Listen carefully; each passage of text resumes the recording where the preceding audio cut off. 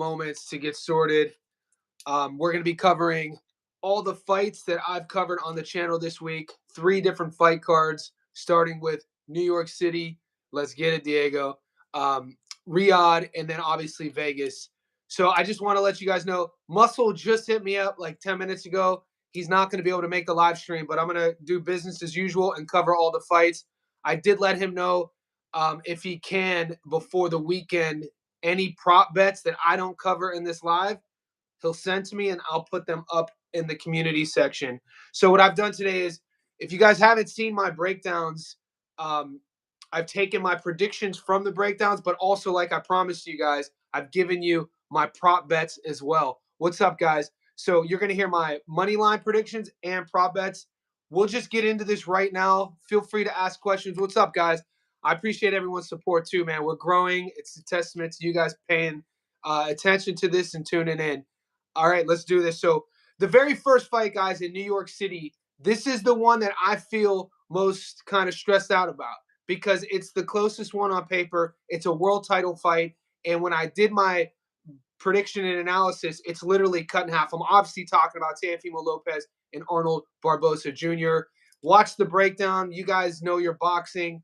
Everything that on paper that jumps out in terms of the physicality, the athleticism, is Teofimo Lopez. Those odds, but you guys know, if you watch my prediction, based off of what I've seen in the recent fights, Teo's coming off those 2 decision victories against Claggett and Jermaine Ortiz. He hardly won every round. Those were competitive fights from both guys. Claggett fought him well. Jermaine Ortiz fought him well. And we know that ABJ is coming off that huge victory when he went over to the UK and beat Catterall.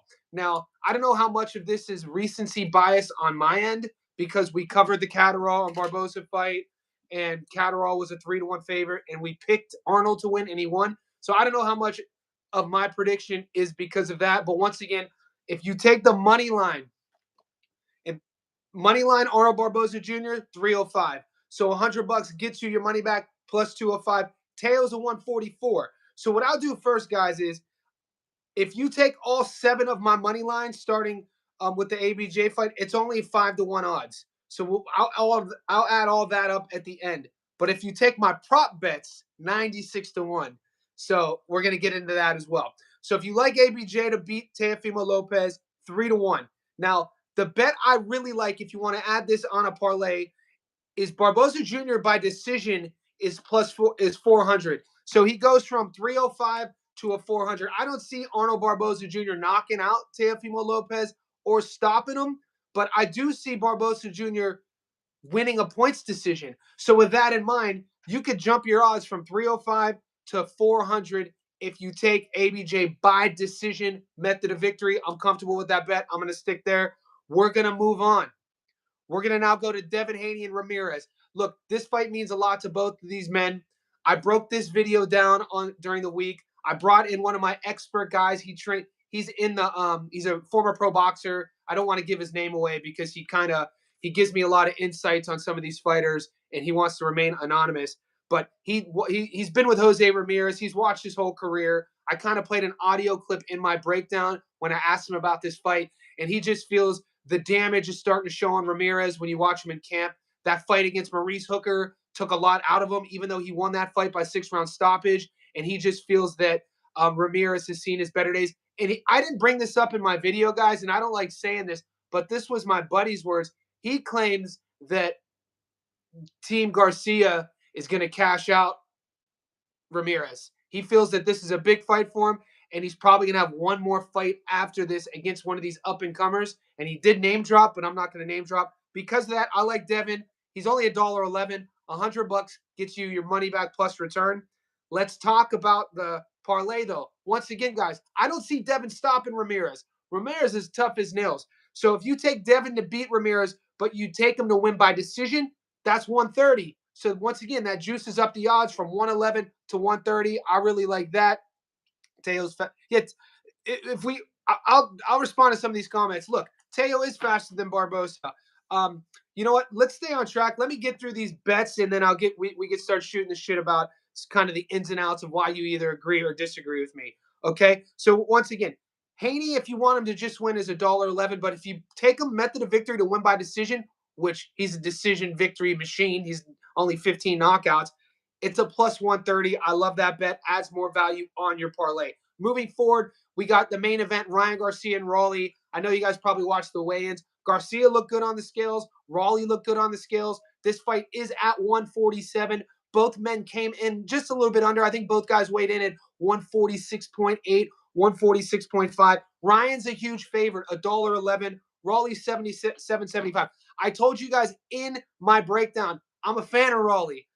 He's a wild card. I like how unpredictable he is. I like how he carries himself. He's an overachiever. It's shocking that he's made it this far. He's at one time he was a world champion. So my heart is with Raleigh. I hope Raleigh wins, but I'm not betting on Raleigh. And this is what happens. And when you start gambling responsibly and you're doing it to make money, you're not going to bet with your heart. You're going to bet with your wallet. So I'm going for Raleigh, but I'm taking Ryan to win. It's kind of like when I broke down a couple years ago, Bud Crawford versus Errol Spence Jr. I told all you guys, I'm going for EJ. I'm going for EJ. I hope Errol wins, but I'm betting on Bud to win. And I took a lot of heat for that. Kind of similar here. Garcia's $1.11, but some interesting props on that fight that I think you guys might be interested in. Ryan by knockout's $1.30. This is what he does. He's a knockout artist. Or what I'm taking on my parlay is I'm taking the total knockdown over 1.5. I think this fight is going to go a little bit longer. I can see both guys either getting dropped, or I can see Raleigh being tough as nails and getting dropped more than once. If you like the +1 knockout prop bet, it's $1.85. So you could watch the fight and not really have to pick a winner. You just got to pick for bloodshed. That's $1.85. But my money line is Ryan to win. My prop bet is +1 knockdown. So we need 2 to win that. Moving forward, then I'll get to all your questions, guys. I like what you guys are doing with the under Raleigh, under 6.5. Okay, that goes against. I took the under 6.5 on Ryan. I like that bet, guys. I can see it happening. Both guys, they know each other. They're going to go in and put on a show. Did you guys see the ring? How they put it up in Times Square today? The energy is going to probably be through the roof. I could definitely see this fight ending early. Both guys are going to be there to get hit, and so I like that bet.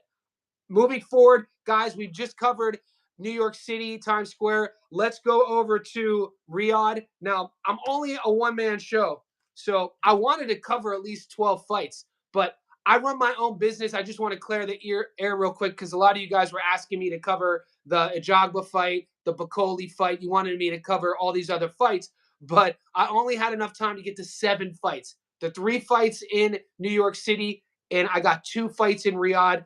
The rematch between Jaime Munguia and Bruno Saras. We know what happened in that first fight. Unbelievable. Saras was losing literally almost every exchange, and then he knocks Munguia out. Now, these odds are similar to the first fight, almost exactly in the same favor. Munguia is 112, Saras is 700. So Munguia is the huge favorite. I'm taking Munguia to get his vengeance. I'm taking Munguia to make some adjustments. He would put Saras on the ropes the entire fight. He had him where he wanted, but every time they would exchange, we know Munguia's holes in his defense. He drops that lead hand. So he's exchanging here, and that drops, and Saras catches him with a beautiful right hand. Boom. I just don't see him landing that shot again. He's going to look for it because even if you rewatch that fight, you could hear Chris Algieri, who does great analysis work, was saying that it looks like Saras is thinking, this is around the 4th round. The knockout came in the 6th. And Algieri said it looks like Saras is looking for a shot. And it's exactly what he was looking for. It's similar to what Rolly Romero is going to have to do against Ryan. Similar to what Devin Haney is going to have to do against Ramirez in terms of protecting from that lead hook. Because everybody who Devin fights from here on out is going to try to land that lead hook. Munguia is going to have to do the same thing with his defense. Everyone's going to know it. I think he's going to be class. I think, he's good enough to make those adjustments. Now, if you don't like the 112, if you want more value, a prop bet I like is Munguia by knockout. Now, he has an 80% career knockout to win ratio. The reason why these stats sometimes do lie is because going into the last fight, Munguia took Canelo the distance, lost it. Saras had 4 knockouts. He had like a 12% knockout to win ratio. So people predicting that, sometimes these things do happen. But I do think Munguia is going to get back on track. I think he's going to invest in the body a little bit more. I think he's going to turn the dial up. And I like Munguia by knockout at a plus 174. So if you think Munguia is going to win, I see him winning by knockout rather than a decision. And if you don't want to money line it, the knockout increases your odds from $1.12 to $1.74. And I like that value a lot. Put a bag on Noah Milliken to knock out Badu Jack. Oh, that I gotta. Is that the Aussie? I know there's an Aussie fighting as well. My upset of the weekend is FA to knock out Bakoli Agbe for the upset. See, this is the fight that I didn't get to cover. All you guys know your boxing, so keep tuning in. Um, so Canelo and Skull, this is a fight that we have to cover. A lot of people don't like this fight, but it's happening. And you guys know me, I'm a boxing nerd. The closer we get to a fight night, even though on paper it might not sound like a good fight, I could get excited about. So I just did the prediction analysis. It's up on the channel. You got William Skull, IBF champ. The IBF did their magic show like they always do.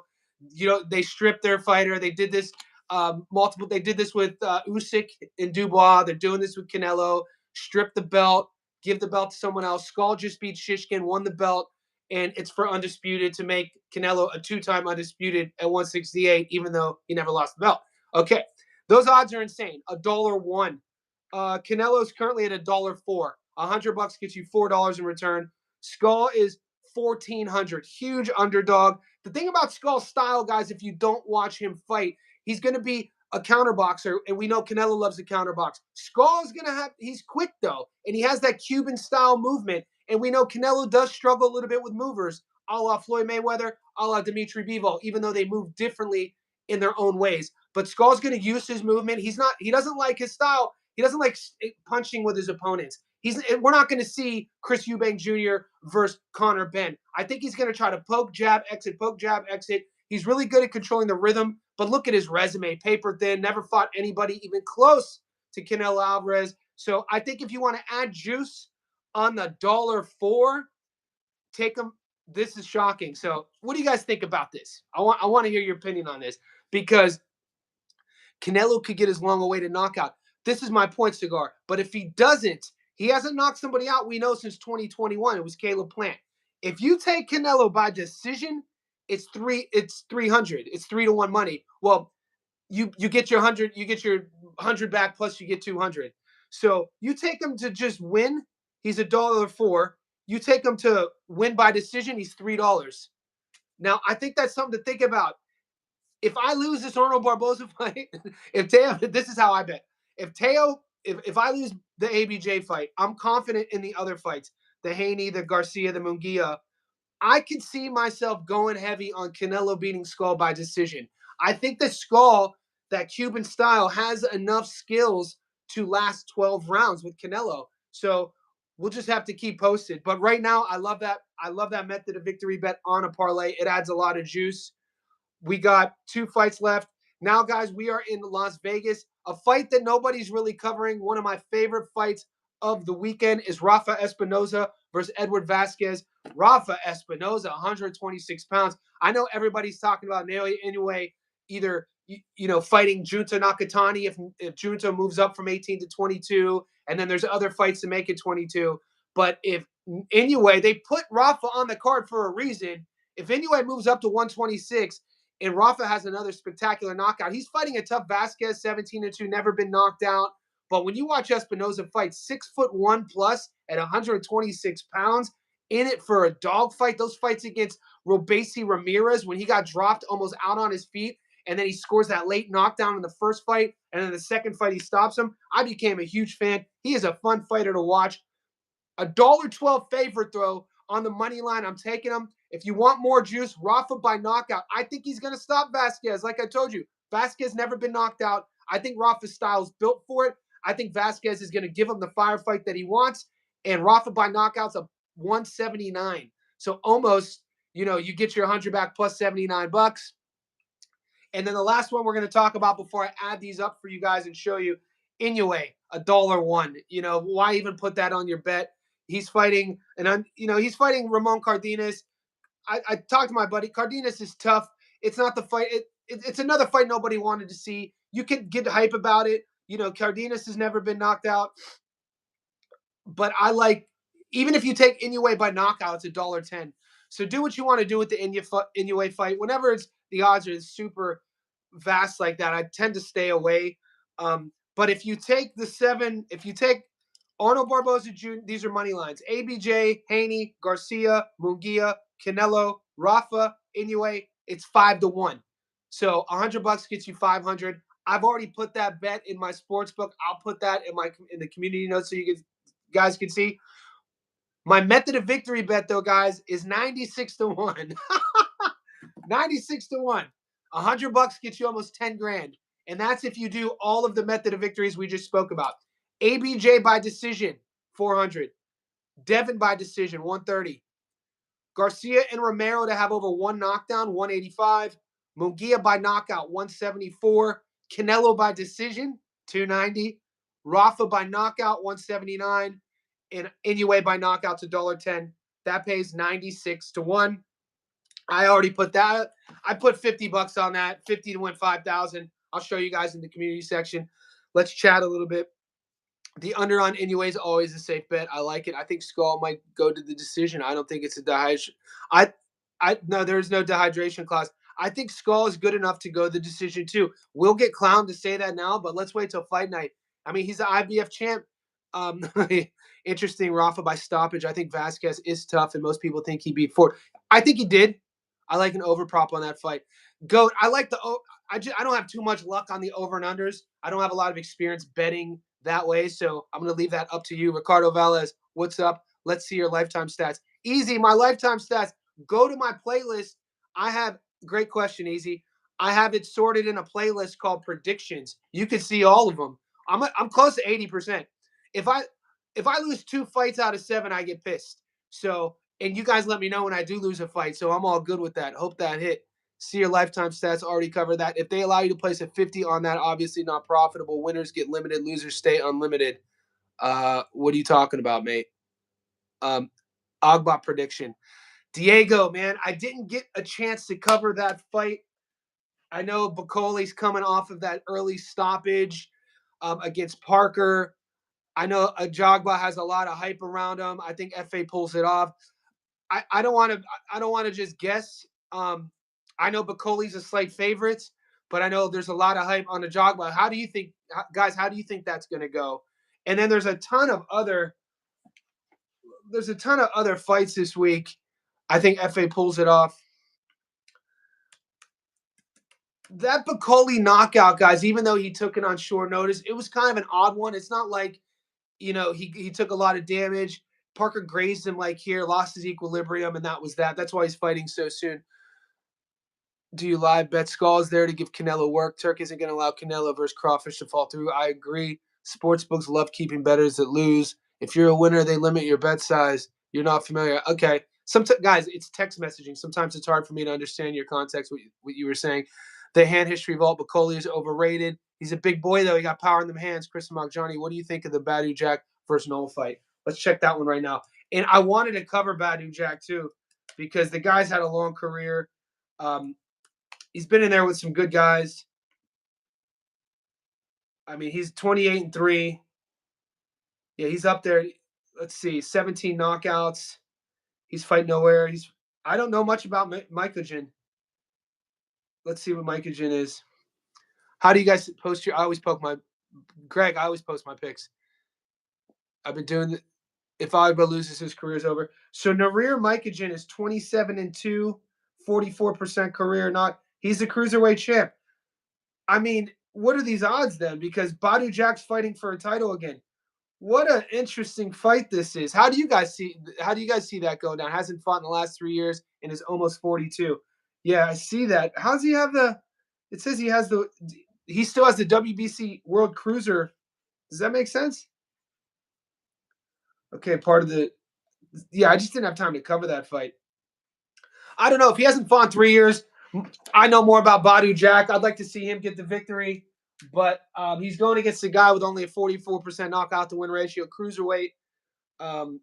We'll see what happens. It's an interesting division. It's getting better the longer we speak, actually. Jeff, take the over, Badu Jack. Go the distance. I like it. I got to watch more FA to give you an answer. Not sure how disciplined he is in the ring. I think Bacoli is good at bringing you into a firefight. So if FA is a good boxer, see, you guys know your boxing, man. I learned just as much through you guys than I do when I'm studying on the internet. Kirsten, Badu Jack getting knocked out in less than 6 is my opinion. Okay. So that's something to think about. WBC is weird. Noel is considered W in recess. Okay. It's also weird how on BoxRec they don't recognize the IBF anymore. So when you're looking at some of these titles, if you look at, or they don't recognize the WBA anymore. So if you look at, for instance, Gervonta, who has the WBA strap, BoxRec doesn't even recognize that, so it won't even show that he has a title. And it's weird that they're showing that Narer Mykogen, if that's a belt in recess, because usually they don't show champions in recess belts next to their names. Because Devin Haney allegedly is a champ in recess, and BoxRec doesn't show his name next to it. They switch places for champion in recess. They hand in history. Johnny, look at the fight closer. Both Jack and Inoue fight nearly the same time. Both fight Makabu in 2023. Both have the same layout. Who wins this fight? Hand to history vault. Tell us. Okay, so guys, Muscle Brown just sent me his picks. I'm reading the message now. I'm going to put that up in our group. Lopez versus Barbosa. I covered that. That was the first fight we covered. Ricardo, say hi. Badu Jack spent 90% of his career at super middle and light heavyweight. It appears BoxRec has the lead at WA history because WA is working with. Yeah, that's exact. Fight Facts. I covered that maybe 6 months ago, and then Fight Facts just disappeared. I don't know what happened to them. Badu Jack, I don't see him getting stopped. He is tough. How do you think Verdi does in his pro debut? Dude, you guys are boxing heads. I love it. Yeah, there's some awesome fights on this card. What do you guys think about Conor Benn in New York City? He's trying to position himself with the winner of. He wants to fight Ryan, but we want to see Ryan versus Dev again. Conor Benn's kind of. It's interesting how in this day and age, guys, when you see. There was a time when if you got popped for anything, if you got popped for performance enhancing drugs in any sport, think about baseball. Barry Bonds was a Hall of Famer before the steroid era, and he's still not in the Hall of Fame. Look at his numbers when he was with the Pirates. His stealing bases, home runs, RBIs, batting average. Barry Bonds, in my opinion. So, guys, I played college baseball. I didn't tell you guys that. A lot of you guys don't know that about me. So I use a lot of baseball analogies as well. But he is ostracized from the sport of baseball. Not in the pro, not in Cooperstown. He should be a Hall of Famer. He's not invited to any of these award shows. And this was a whole era in the 90s who were all in the juiced era. But you have Conor Benn and Ryan Garcia, two guys who popped, proven to pop, and quite sort of honestly now, Ben is a bigger star after we just saw him versus Chris Eubank Jr., even though he lost. We saw that heart and that desire he has. And Ryan Garcia became a bigger star after he popped dirty. It's insane. So, part of me likes that. Part of me, I don't know how I feel about that. Let them both fight each other on the roids. Yeah, get them all on the roids. There's a lot more bigger problems in boxing than PEDs. I don't know, man. PEDs puts fighters' life at risk and they put their careers at risk. I kind of disagree. I think fighters' health should be number one overall, and PEDs should be at the top of the line. It should be 100% clean. And if you pop, I would ban you for life. That's just me. I'm an old school sort of guy. I don't think there's any room for performance enhancing drugs. History Vault, Noel fought Makabu like 10 months. I forgot about Makabu. That dude's tough. After Badu, that's a long time. It's been 2 years. You guys know your shit.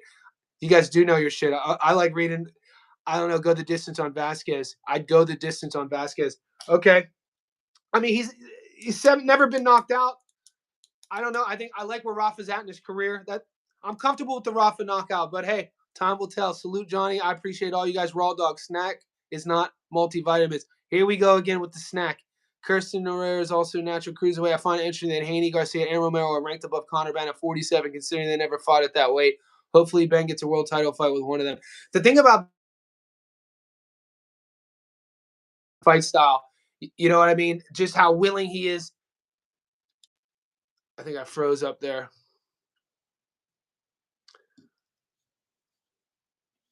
Are we on? Exactly what should know when. We're frozen.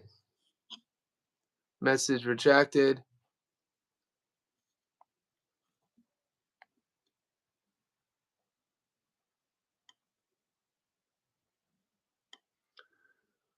Okay, you guys can hear me, but you can't see me. The screen is just black. Let me try to fix this.